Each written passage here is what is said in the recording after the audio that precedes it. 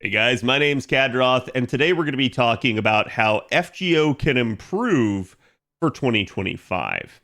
Now, I do this video every year. This is now, I want to say, my fourth year of doing it. And one of the things I always like to start out by doing is by sort of grading the developers on how they did in the prior year.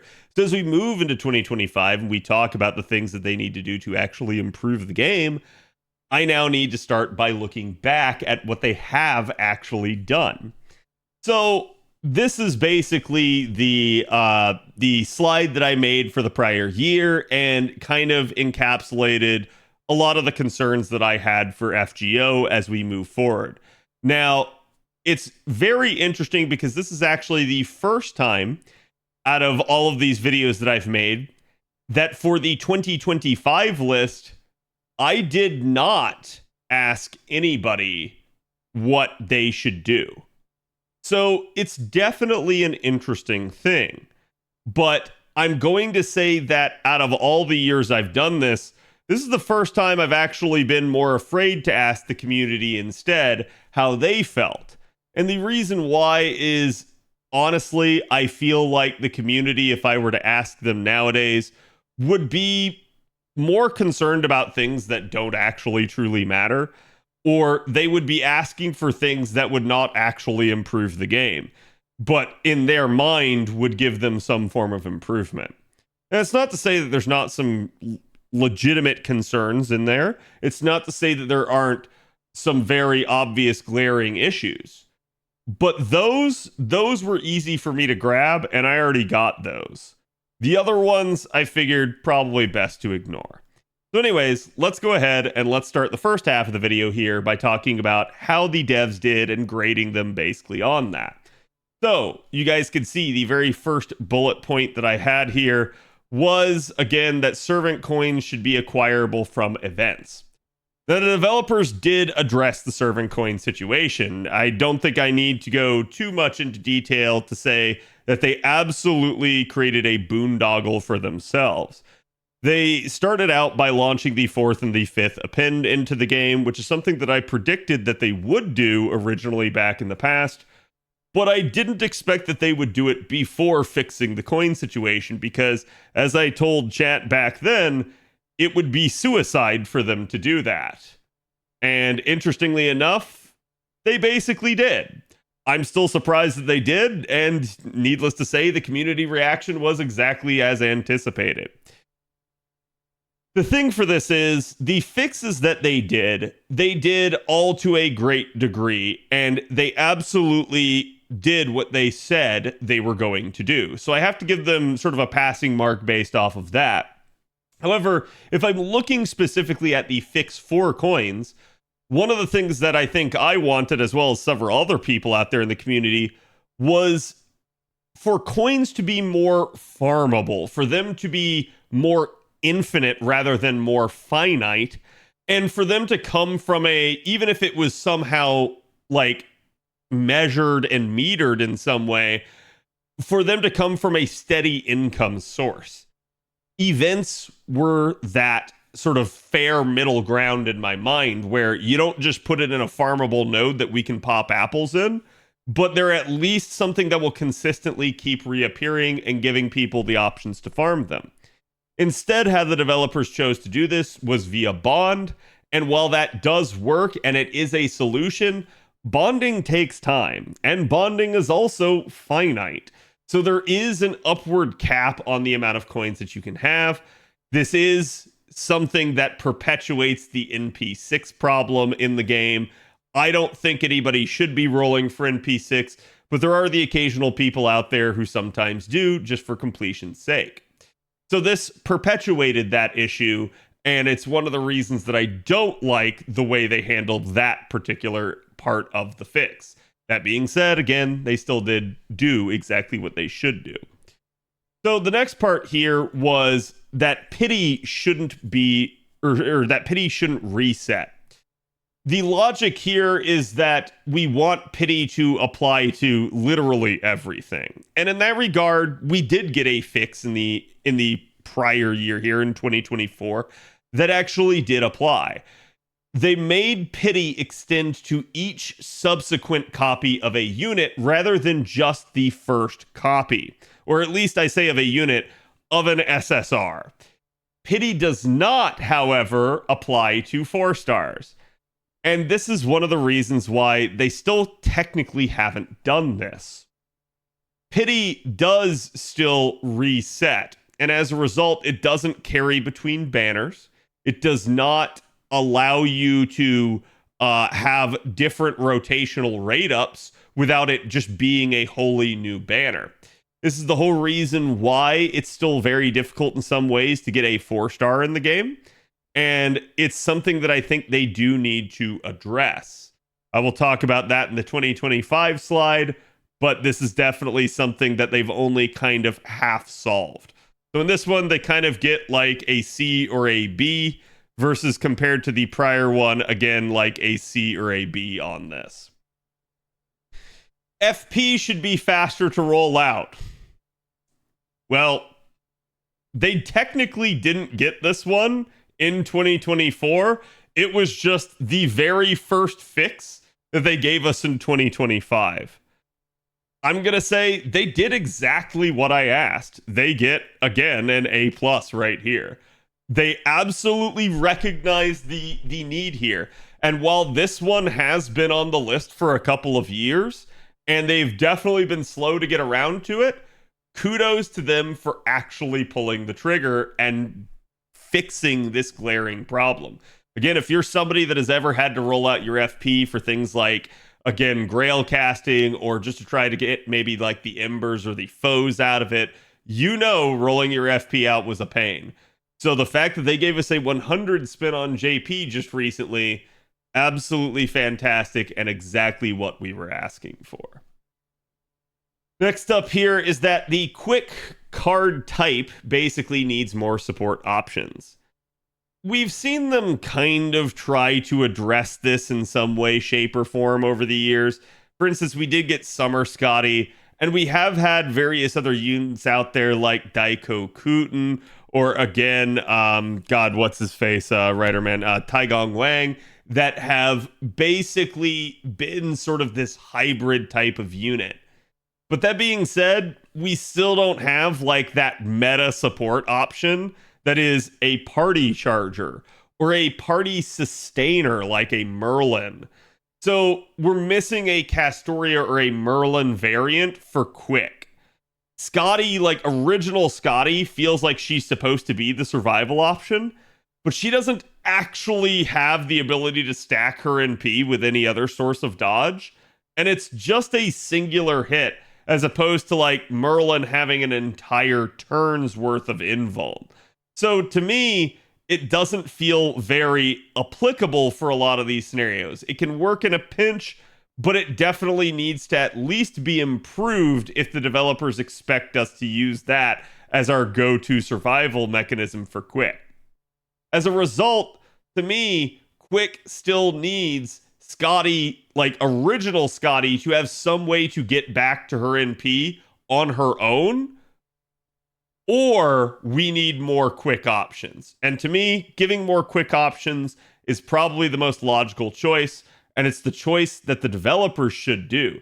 And this doesn't just extend either to the meta options either. We also don't really have any low star options for Quick. As we've seen over 2024, they did some pretty wild buffing that they actually turned certain units that didn't really have a card type they were specific to into arts units. And that made it really weird to see, as they're still kind of avoiding Quick, even in the low star range. So this is something that they absolutely must address in 2025. If they want people to continue to like and desire the Quick units that they're putting in the roster, they absolutely need to address this issue. We'll see how it goes. Maybe 2025 will finally be a Quick laden year, but hopefully they actually do address this. For right now, they get an absolute F on this one. Now, before I've said mix and match Ascensions and NP animations, I actually changed this for the upcoming slide. I'll talk about it a little bit more there. This is more of a, like, I feel like they need more customization options for units, more things that allow the player to tailor the unit to how they want them to be. It doesn't have to be specifically these things, but I think this is more of a, like, quality of life player enjoyment thing that I would like to see them do more with. But again, I'm not going to really say they get failing marks for this one, as this one is way less of a, like, they have to have it, and more of a, this should be something they're striving to do behind the scenes over time.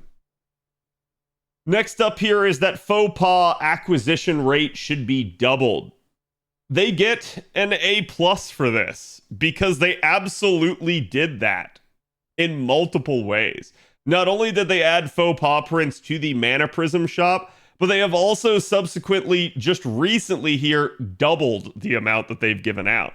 So I'm going to say this actually is addressed, and this is something that I think the devs have finally realized.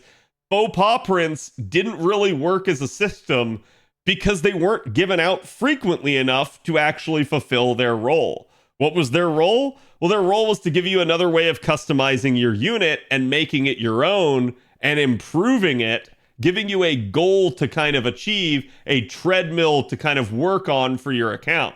You couldn't really do anything with faux pas because you acquired them so slowly.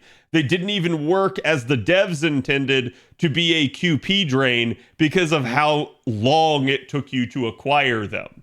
So in that regard, increasing the amount that gets given out to players absolutely was something they needed to do, and they have kind of done that. Next up here, you can see craft essence leveling needs quality of life.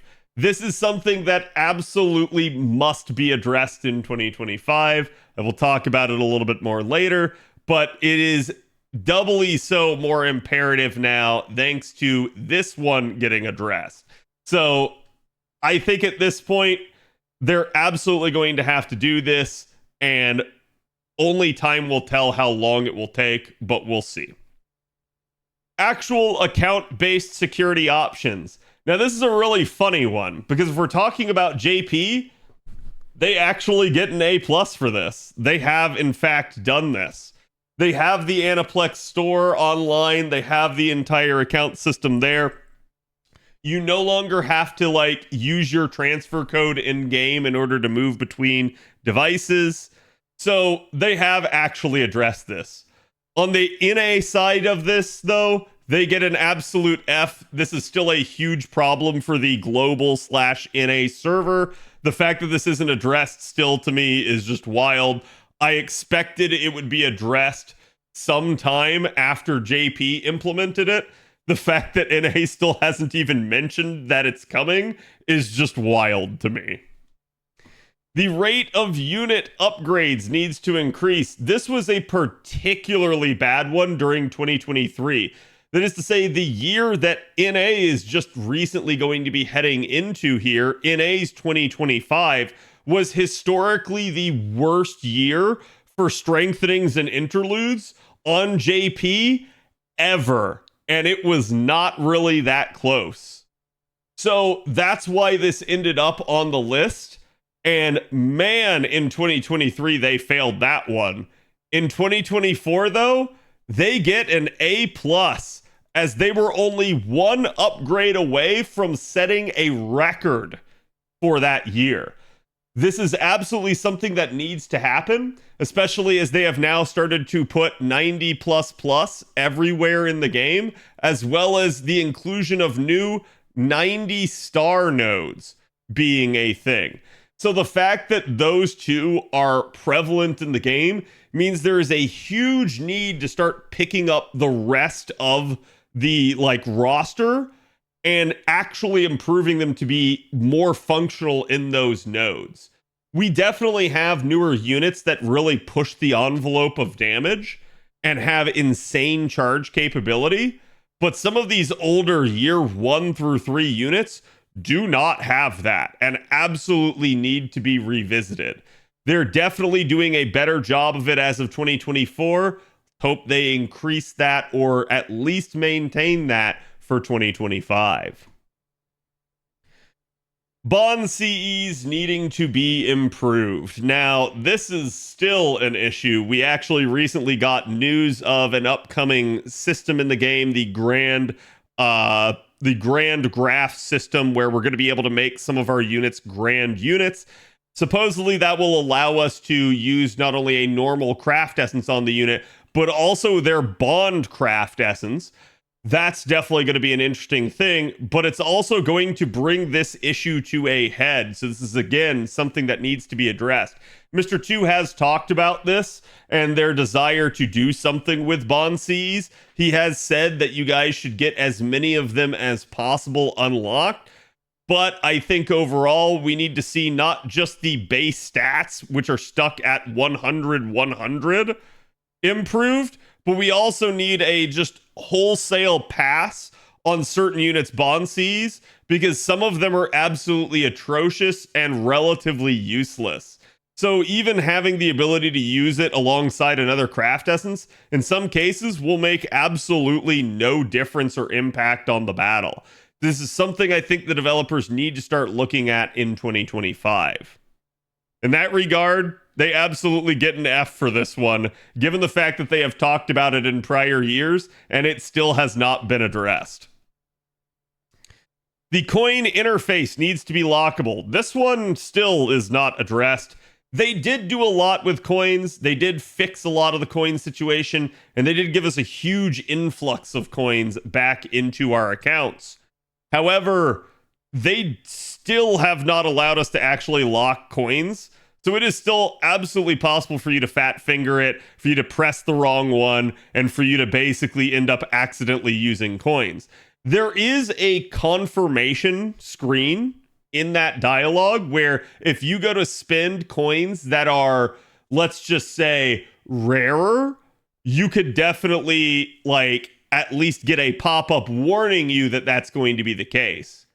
That being said, it is a very frequent thing to spend the coins of Khadroth or Saber Lily that appear in the gacha, the FP gacha, and they are considered rare coins, which means players are used to just clicking OK on that pop-up.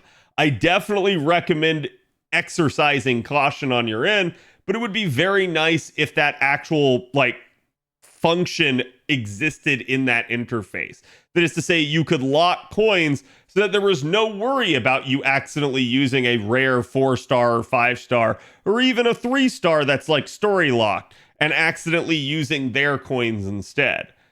Again, I think this is a small thing, but I think it's also kind of a huge thing, and I'm surprised they still, after all this time, have not done anything with it.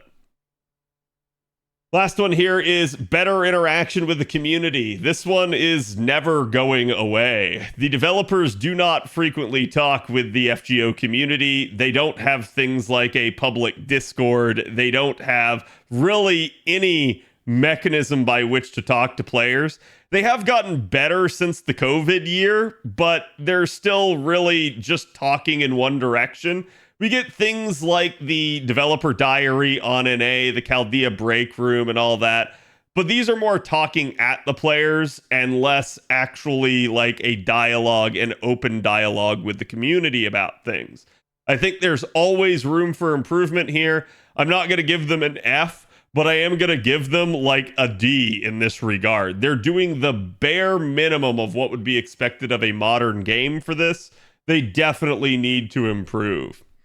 And the rate of main story should be increased was one of the goals for 2024. This is absolutely something that they did do. I think it's fair to say that the Ordeal Call chapters, while they are certainly longer than something like Epic of Remnant or something like that, they are still coming out at a pretty decent pace and arguably faster than the Lost Belts were. Not by much, but at least by some. So I can at least kind of give them a C on this one, as this is something they have addressed. But admittedly, I still think they can do better. So now with all of that in hand, let's look at what I think they need to do for 2025. So with that in mind, here we go. You guys can see this is basically what I think they need to address. So some of the things that were on the list got addressed and moved off. So the first one here is bond overflow should be implemented. This is an idea that I have come up with before. I've talked about it many times on stream, and I've said for years now that the developers need to do this. What is bond overflow? Bond overflow is the concept that whenever you use like Mash during certain events and story, and she's in your backline, she technically can't gain bond. So as a result, she instead a lot of the time will pass her bond onto other units. That is the concept of bond overflow. They need to implement this not just for Mash, but for any unit that is already bond 15. Now, there's always the possibility that they could extend this to like, hey, why don't we just raise the bond cap to bond 20? However, the developers have gone on the record as saying that is not happening anytime soon. And I think it's safe to say it will never happen. And the reason why is if you look at the way the coin system is set up now, it is absolutely hinging on bond 15 being the cap. So as a result, it's a-okay that they want to leave that as the cap if they implement something like bond overflow. If they don't, though, this will become an increasingly annoying concern for the player base. That is to say, people still want to bond efficiently. People still want to gain courts from bonding. But what happens when all of their meta supports hit bond 15? What happens when all of their favorite grailed units hit bond 15? Players are going to become dissatisfied with their inefficiency and the fact that they are never able to bond units if they want to take their favorites. This is going to become a growing problem, and we've actually already begun to see people complaining about it more regularly. I think this is something the developers need to get out ahead of, because there is a lot of resentment for the fact that the developers do not wish to increase the bond cap. So they have two choices. They can either increase the bond cap or implement bond overflow. If they choose to do neither, the player base is going to get angry with them, and it's going to get worse over time. So again, this is something to me that they absolutely should do. Pity should not reset, or it should apply to 4 stars. So again, this is the concept of pity shouldn't reset whenever the banner changes, so that we can go back to having solo rate ups of 4 stars on individual days, or they need to implement a pity system for the 4 stars. To me, the former is the developer-friendly choice. It's the choice that allows them to still keep milking us a little bit and making money. But at the end of the day, players are still upset over the whole 4-star situation. So much to the tune that they've had to tweak the 4-star rate multiple times now, and I still don't see this problem going away. Players are still going to feel like they're getting shafted whenever their primary goal is a singular 4-star in it rate up with multiple of them. There's, in some cases, no way to really isolate the 4-star that you want, and this leads to a lot of frustration. And historically, I think if you look back at FGO and a lot of the struggles that it has had, the biggest things that lose FGO its player retention, is to say that will make players quit the game, are usually gacha related.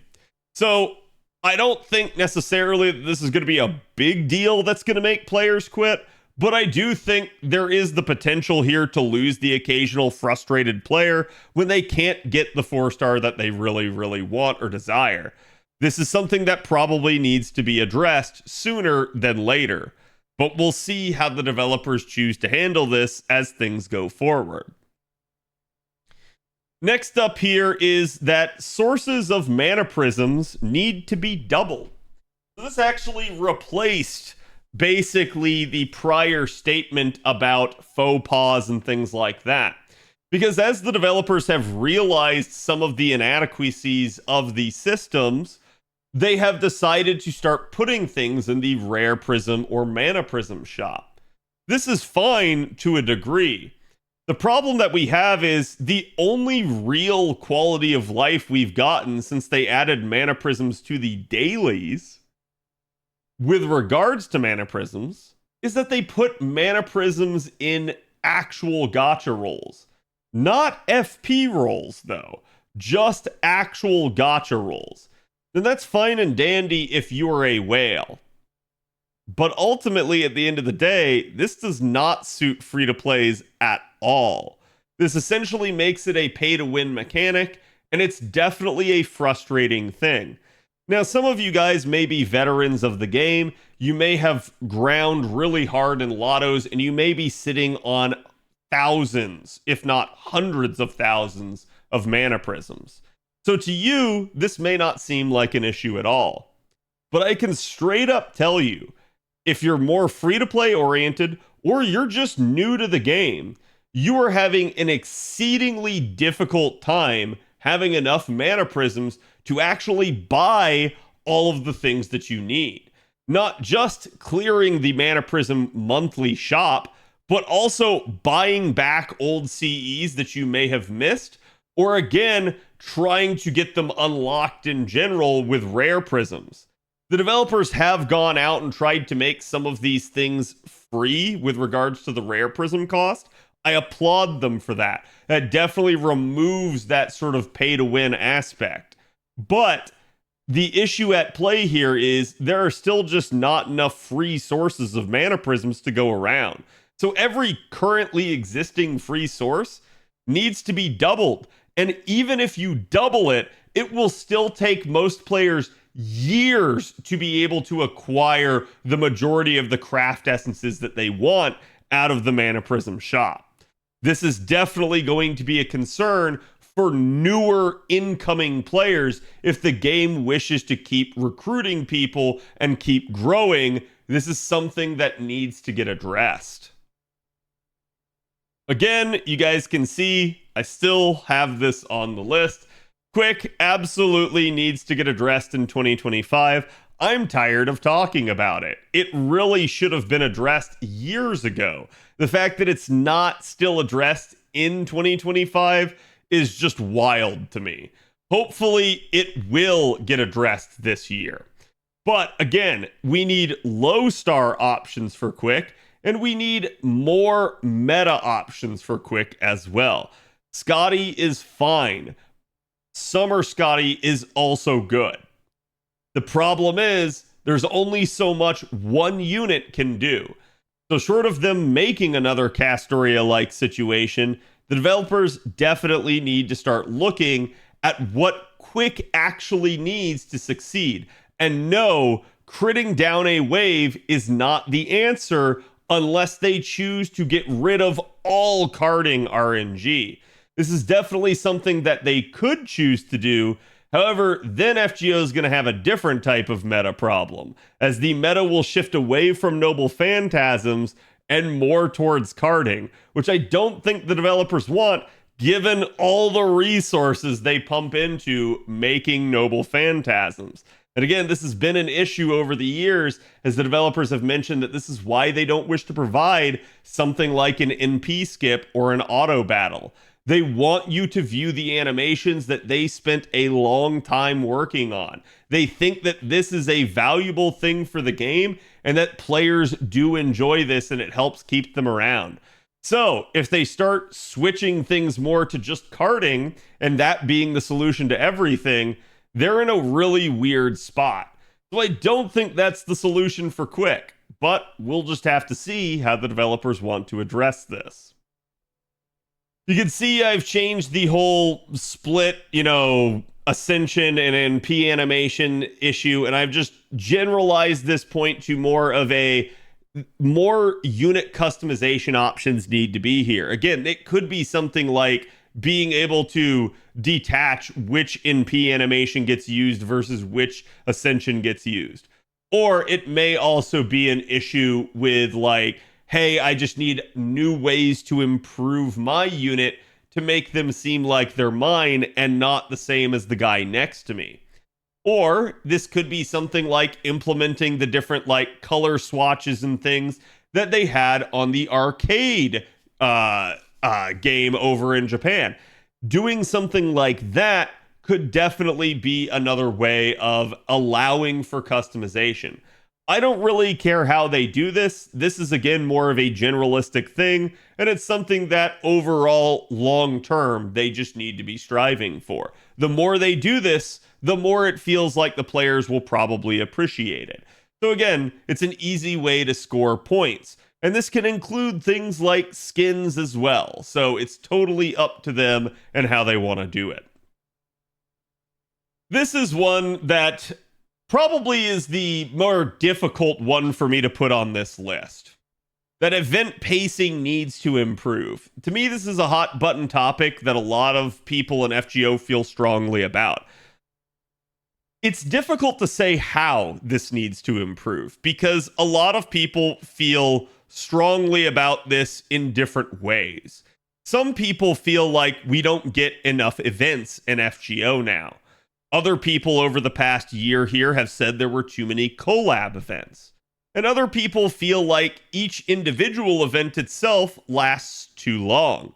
So it's difficult to say what the developers specifically need to do here, other than they need to do something, because the overall sentiment appears to be relative dissatisfaction. It's not like fervent anger, but it does appear like the majority of people out there are seemingly feeling like FGO is missing the mark when it comes to its events nowadays. It doesn't mean that each individual event isn't well crafted. It means that the overall logistics of how they're handling it is maybe the issue. So I think this needs to be examined. I do think personally, one of the things that I have noticed is as we have switched to 3-week events off of 2-week events, we are not running as many events. That's okay to a degree. The problem that I've noticed is sometimes we lack resources. For instance, an example and an anecdote I can give of this was that 2 years ago, my JP was close to finishing every single unit that it had being FO'd. I just finished this about a month ago on JP. So even though I was close 2 years ago, I just finished now. How is that the case? The answer is they simply did not give out enough foes relative to the new units that were actually being put into the game. This is a reward structure issue, and it's partially the fault of things like the event pacing. So, does that mean they need to put more foes in event shops? Maybe. Does that mean they need to run more events? Maybe. I'm not really sure that there's a definitive answer, but it's something that they need to keep their eye on. And it's funny because they actually did recently give out another influx of materials like foes. And I think this is because the developers looked back and they realized they hadn't actually given out that many over the course of the year. So this is something that I think the developers need to pay really close attention to, and they need to do a better job of overall as a whole. Regardless of how people feel about the nature of events and things, personally, I'd like to see a little bit more variety. Things like our Grail fronts and stuff coming back. Again, the main interlude system getting used a little bit more. But these are, to me, smaller nitpicks in the greater overall complaint that is the event pacing as a whole. So let's see what they do with it this year, but hopefully this is something that will improve. Craft Essence leveling needing quality of life returns again. And this is really astounding to me because, again, Mr. 2 has actually already talked about this. I'm confident that this will get addressed in 2025. And the reason being because they just did address the FP situation. The FP situation getting addressed means that now everybody realizes that inventory management in this game sucks.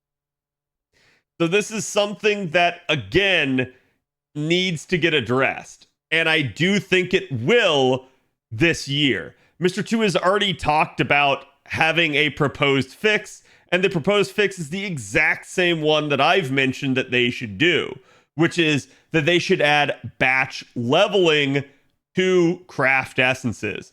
If you're unfamiliar with what I mean, again, the button that is in the top right corner of leveling up your servants in the enhancement screen there, where you can add entire 20 stacks of embers at a time, is exactly what they need to do for craft essence leveling. Sure, it wouldn't be the most ideal or efficient thing, but it would be great if you're just making a sort of easy craft essence bomb. If you don't know what a craft essence bomb is, go check out my video on it. It explains exactly how to level a craft essence efficiently. So again, that's something they need to facilitate. This is something that absolutely needs to get addressed this year, but I'm actually confident that the developers will get around to it, hopefully sooner rather than later. I've changed out the whole, hey, we need account-based security options thing for now the real next hurdle that they need to get over. The ability to play FGO on multiple devices, even simultaneously potentially. This is technically already doable with certain techniques that you can use, but none of them are officially supported, and almost all of them require you to be relatively tech savvy.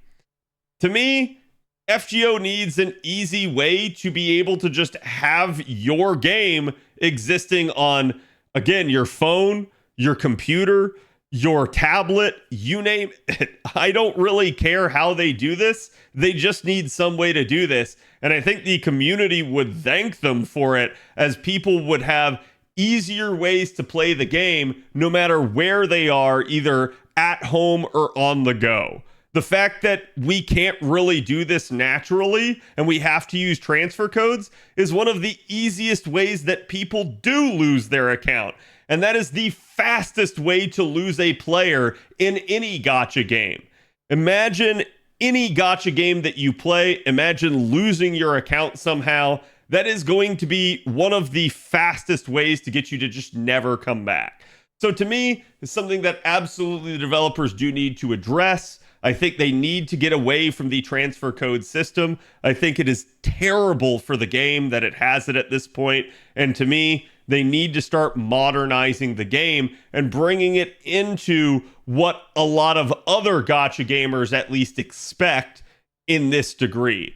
So again, having the ability to play on multiple devices, absolutely great. The developers should see what they can do on this front in 2025.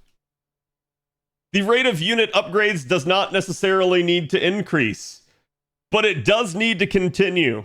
Developers absolutely need to continue the rate at which they have been upgrading their units. If you feel like they're upgrading units really fast, good. They need to, because they absolutely dropped the ball for multiple years.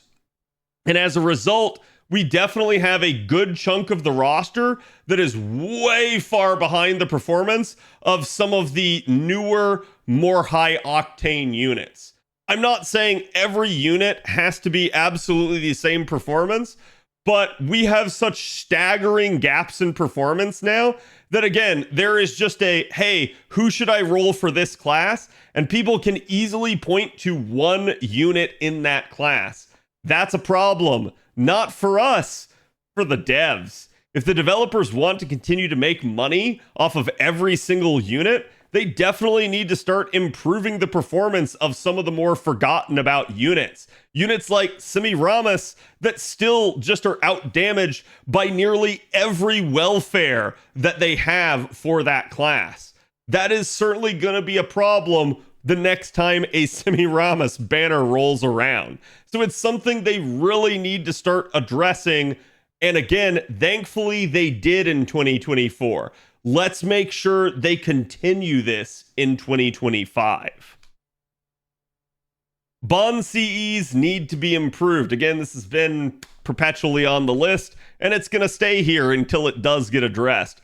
I do think adding the, again, grand servant graph system could be a thing, but I'm going to say this doesn't excuse the current state of Bond CEs. And regardless, it's not going to be a replacement if it only applies to 7 different units. So unless they vastly expand that system in the future, I think this is something that absolutely must get addressed. And doubly so because that system is coming out, there's going to be certain units that nobody's really going to want to grail gameplay-wise because of that. Or again, not even necessarily grail, but grand, I guess is the proper term here.